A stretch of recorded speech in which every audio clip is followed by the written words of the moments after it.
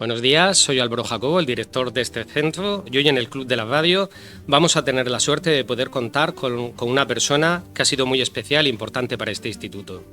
Hoy hemos invitado a Xavier Martínez Sánchez de Neira, quien durante 13 años fue profesor de biología en este centro.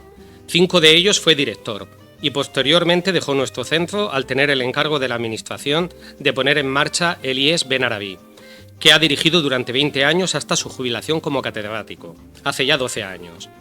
Y ahora, una alumna del centro, Patricia Martínez, de cuarto de la ESO, le va a hacer una entrevista que espero que disfrutéis.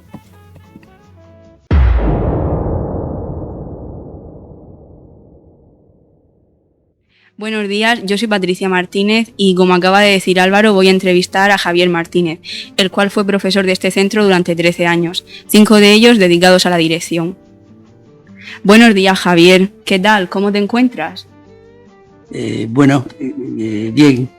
Quiero corresponder al saludo afectuoso de Álvaro, actual director del Jiménez, al saludar al claustro de profesores, a los alumnos y también al personal de administración y servicios. También agradecer la invitación para volver a este territorio de la memoria y el recuerdo, donde, como ha dicho Álvaro, estuve 13 años y donde tuve la oportunidad de dirigirlo junto con un grupo de valientes compañeros. Fueron unos años emocionantes e inolvidables, de los que pronto se cumplirán 40 años. También quiero recordar a mis compañeros fallecidos, ya demasiados.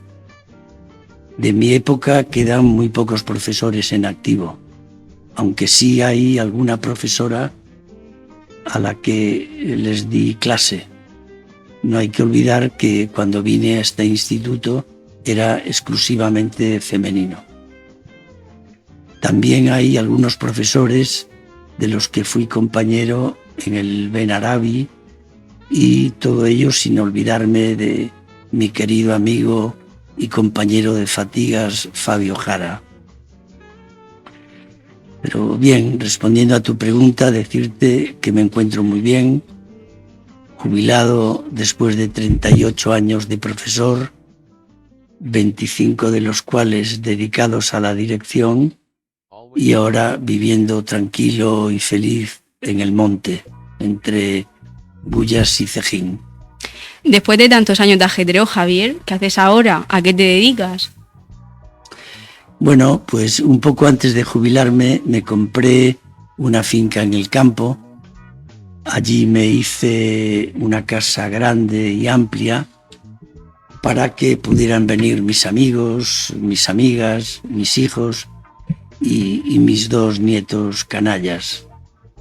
Allí recibo muchas visitas, pasa mucha gente y raro es el fin de semana que no viene alguien.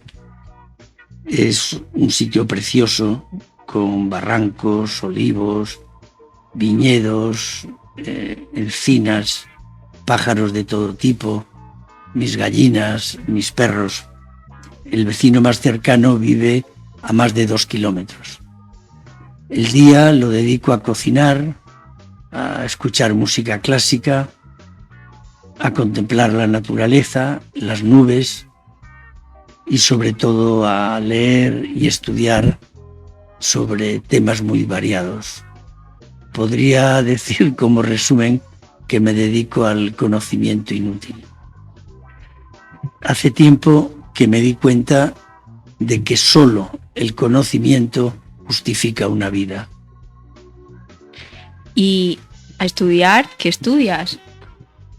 Bueno, fundamentalmente mis temas favoritos y con los que llevo mucho tiempo son el Jesús histórico, no el paulino, no el Jesús de la fe, que no me interesa, las guerras de Marruecos del primer cuarto de siglo del siglo XX y la Alta Edad Media.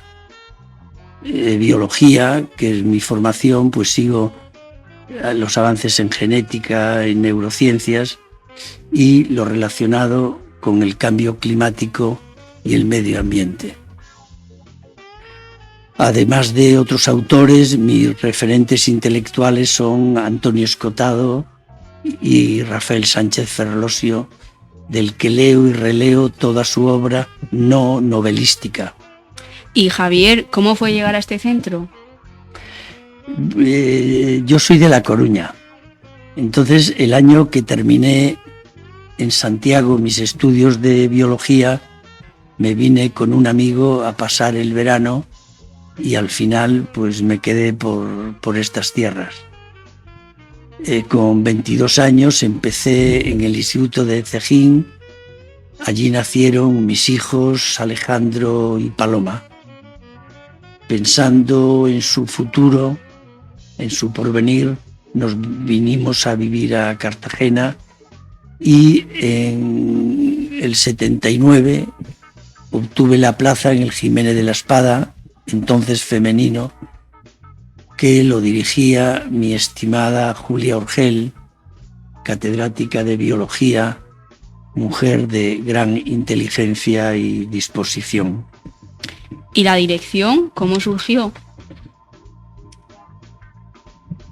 A mitad de los 80, el cambio apenas había llegado a las leyes educativas, pero a pesar de ello, en la dirección provincial, que entonces dirigía mi amigo del alma, Enrique Amat, elaboró unas instrucciones para la elección de directores que permitía que los consejos de dirección pudieran elegir director con el solo requisito de tener plaza definitiva en el centro.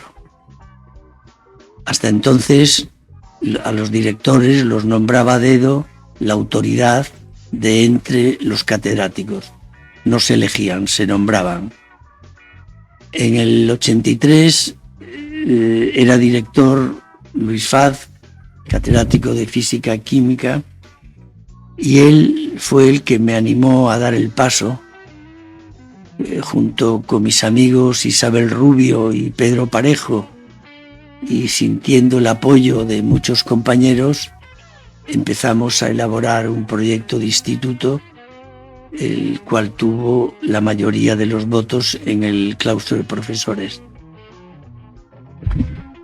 Como el que elegía, según la normativa, era el consejo de dirección, había acordado con el otro candidato que el que obtuviera menos votos en el claustro se retiraba, y así fue. En aquellos momentos era impensable dirigir el centro sin el apoyo de los profesores. Tuve una prórroga voluntaria de 1 año y me volví a presentar al tercer año a la reelección, con lo que en total estuve 5 años. Vaya por delante, y esto quiero dejarlo muy claro, no creo en el adanismo. Nosotros empezamos a dirigir un buen instituto que esencialmente funcionaba bien, sobre todo en los aspectos académicos. Había buen profesorado y nosotros solo continuamos el trabajo de otros. Si acaso introdujimos puntos de vista y tratamos de adaptarlo a las nuevas realidades. Javier, ¿cómo fue para ti encontrarte con este cargo como director? ¿Fue fácil o tuviste algún enfrentamiento o dificultad? Bueno, he de decir que no fue fácil. Nadie te prepara para dirigir un centro, y menos en aquella época. Por otro lado, había una parte pequeña, pero significativa del claustro, que no nos lo puso fácil, no les gustábamos. En aquella época los institutos eran muy clasistas y con evidentes privilegios entre el profesorado. Era el orden natural de las cosas.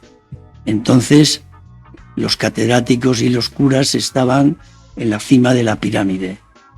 Después, y por rigurosa antigüedad, los profesores agregados, los que teníamos plaza. Después venían los numerarios, que ahora se llaman interinos. Y por último, los que provenían del movimiento falangista, profesoras de labores, cocina, gimnasia e incluso música, que por cierto los socialistas los hicieron a todos funcionarios.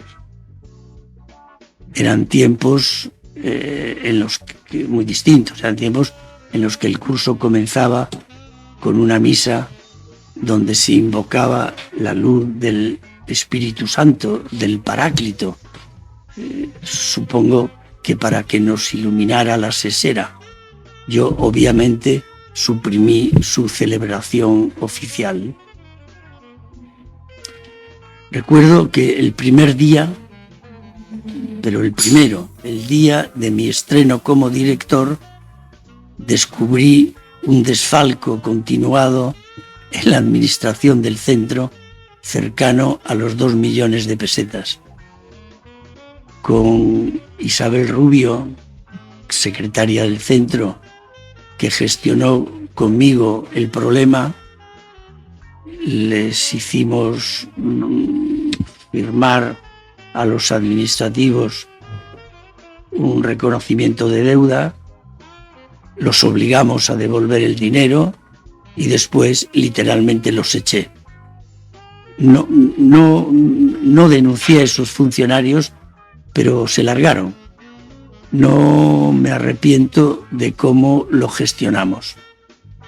Por mi parte, tuvieron otra oportunidad que confío la hayan aprovechado.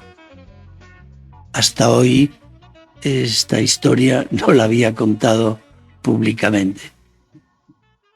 Recuerdo también muy bien la primera orden que di al salir elegido, que fue la prohibición de que los coches aparcaran en la entrada del edificio, que hasta ese momento la ocupaban al completo.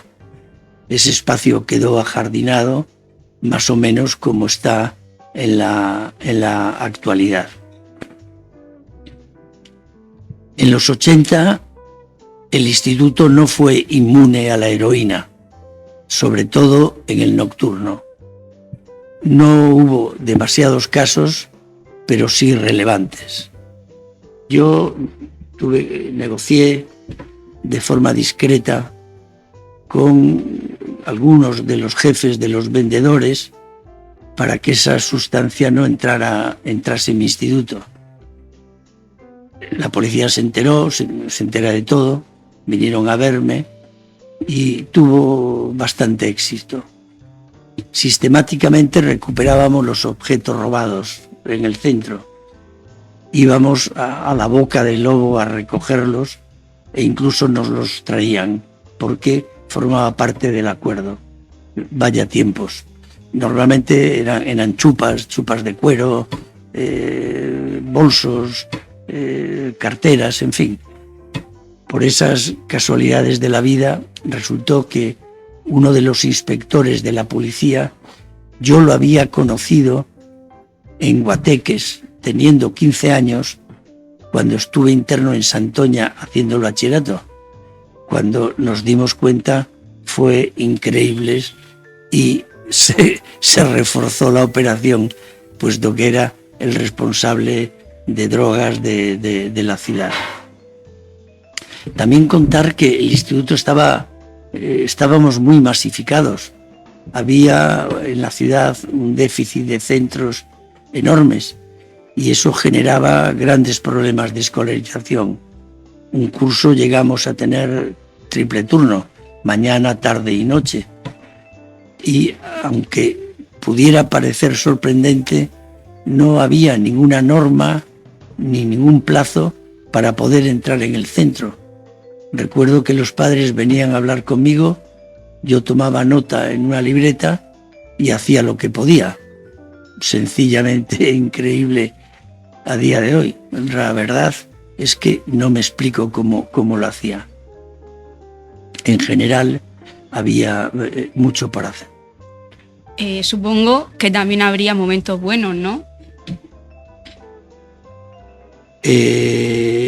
Desde luego. Para mí fue una íntima y gran satisfacción refutar en el día a día que ni estaba loco ni tampoco el centro se vino abajo como auguraba algunos con evidente mala intención. Más bien al contrario, dimos muchos pasos en la buena dirección que otros han continuado. Los aspectos culturales en los que se afanó el vicedirector Pedro Parejo y Juan Miguel Margalef los tuvimos muy presentes en el modelo de centro que propiciábamos. Como entonces el director mandaba, di las instrucciones para utilizar la capilla fuera de los momentos de culto, lo cual creó una fuerte resistencia entre los consagrados, y no pequeña. Se daba la prioridad de uso para los curas, pero fuera del horario de culto, la dirección disponía del espacio. De estar infrautilizado, pasó a tener una gran actividad cultural. Se hicieron exposiciones, conciertos, teatros, conferencias, se dieron clases extraescolares de teatro, se creó un grupo, se creó un exitoso taller de serigrafía que editó alguna carpeta y se creó la revista del centro Déjala que caiga, de muy buena calidad gráfica. Hicimos exposiciones propias y otras en colaboración con el ayuntamiento, como Murcia Joven y demás. Conciertos, en fin, todo lo que daba de sí el recinto. Recuerdo como buen momento, me río aún, el día que para disgusto de más de uno o de muchos, pero en cumplimiento escrupuloso de la ley, contraté a un albañil que picó el escudo franquista de hormigón de más de 2 metros que ostentosamente ocupaba la fachada principal. Aunque también hubo motivos presupuestarios, acordé 2 cosas con el albañil. Una, que me guardara la cabeza nimbada del águila con el pico, y que en el enlucido posterior se notara que el pájaro había estado, pero que se había alargado. La verdad es que fue genial. Con el tiempo, un pulcro director perfeccionó el trabajo, eliminando las marcas del nido. En relación con el instituto había muchas cosas por hacer. El edificio fue un premio nacional, pero estaba muy descuidado por falta de inversión de la administración. El teléfono del centro estaba en conserjería y apenas tenía una llave para pasarlo a la secretaría. La reprografía era una copiadora como las clandestinas de la universidad, las llamadas vietnamitas. Todo muy simple, todo muy primitivo, nada que ver con el presente. Pudimos, como estaba tanto por hacer, pues se arreglaron, se reformaron todas las aulas, la biblioteca, la cafetería, el laboratorio de biología, los aparcamientos, la entrada al centro, el salón de actos, la sala de profesores. Se hicieron 2 pistas de deportes, creo que 2, se plantaron muchísimos árboles, etcétera. ¿Y alguna anécdota que nos puedas contar? Bueno, hay una que a la gente joven e incluso a algún profesor y profesora les sorprenderá. Hasta ese momento las listas se hacían con papel carbón de calco, que seguro que muchos de los alumnos actuales no saben ni lo que es. Las listas de clase de principio de curso eran un absoluto engorro, y no digamos cuando se incorporaba un nuevo alumno y yo me propuse prescindir del dichoso papel carbón. Entonces estábamos en los comienzos de la informática, con los Amstrad, los Spectrum, ordenadores que funcionaban con cintas de cassette y que apenas tenían una memoria RAM de 60K. Increíble. Bueno, me propuse terminar con esto. Había un alumno aventajado, Humberto Martínez de Barberá, al que le pedí que nos hiciera un programa informático para ordenar alfabéticamente a los alumnos de un curso con las opciones inglés, francés, religión, ética, y que después pudiéramos imprimir. Así hicimos las listas. Todo un éxito que inauguraba nuevos tiempos. Por cierto, Humberto, si no me equivoco, es catedrático de robótica, un fiera que ya despuntaba en su época. Bueno, Javier, ¿y a día de hoy sienten nostalgia? Si te refieres a mi etapa en el Jiménez, no. Nostalgia, la palabra tiene profundos significados. La nostalgia es la pena por la ausencia de la patria, de la infancia, de los amigos, la ausencia de la familia que fundaron mis padres. Eso está en Homero. En un cuento precioso titulado El primer loco, mi paisana Rosalía recrea un nuevo significado. Ya no es una enfermedad. Ahora la nostalgia del pasado, de la felicidad, es la morriña, la saudade, que incluso se puede convertir sin ninguna duda en algo creativo. Tengo en general un buen recuerdo, pero nostalgia no. ¿Has observado un gran cambio en relación con tu época? Bueno, han pasado 40 años, los hará el año que viene, que son muchos. Yo entonces andaba por los 30. De aquella época conservo muy buenos amigos, recuerdos. Teníamos una idea de centro y mucha ilusión por cambiar lo que no nos gustaba. Hicimos lo que pudimos, lo que supimos y lo que nos dejaron. El gran cambio lo veo en los problemas de convivencia de los centros, a veces muy grave, que antes apenas había. Pero no hay que despistar el tiro, es que en cuestiones de convivencia la escuela es pagana, porque los valores basura están en la sociedad, están en las familias y se importan a las escuelas.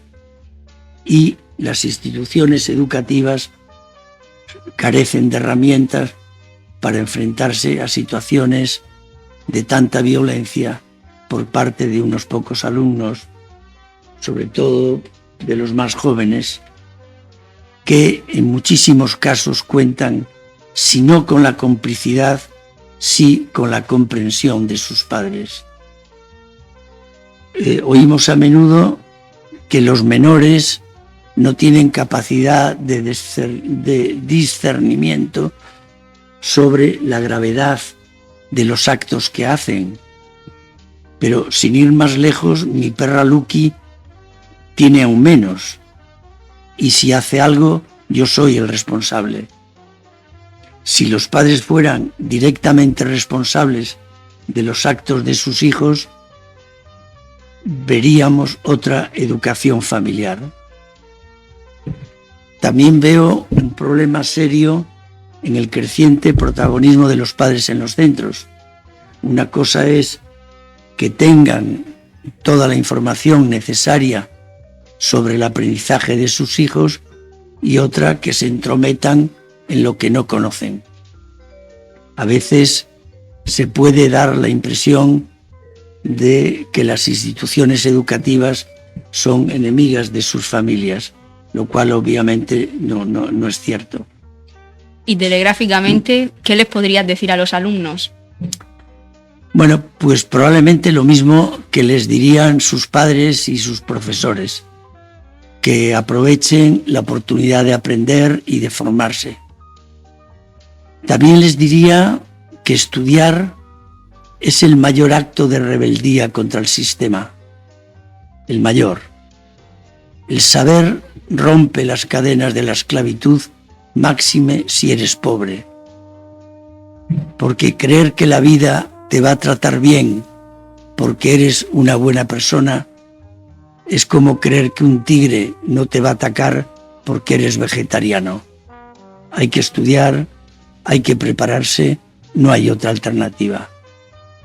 Además, hay que tener en cuenta que todo lo que el hombre ignora no existe para él. Por eso el universo de cada uno se reduce al tamaño de su saber, en algunos casos muy pequeño. Antes comentabas que te gustaba la música, casi exclusivamente la clásica. ¿Qué elegirías para terminar la entrevista? Bueno, elegir una obra es igual de complicado que elegir un libro o elegir una poesía. Decían los idealistas alemanes que un paisaje es un estado de ánimo.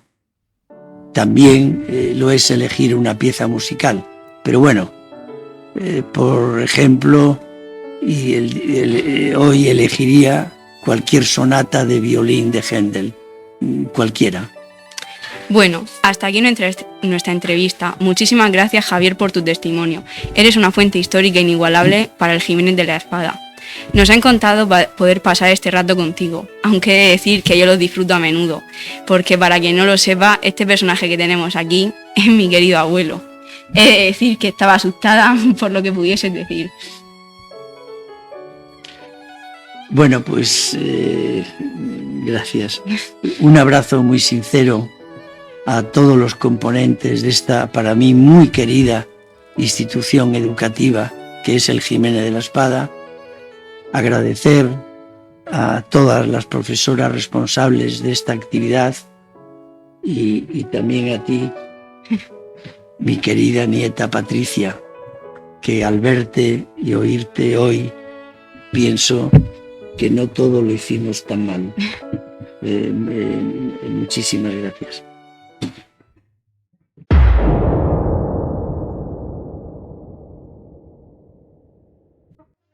Hoy además vamos a tener el placer de poder contar con la participación de Amalia Fernández. Amalia fue alumna de Javier cuando el instituto era femenino y actualmente ocupa el cargo de coordinadora del programa bilingüe y de profesora de inglés en este centro. Buenos días, Amalia. Hola, buenos días. Después de haber escuchado a Javier, veo que en general todo ha pegado un giro bastante brusco desde que tú eras estudiante y Javier te daba clase hasta el día de hoy.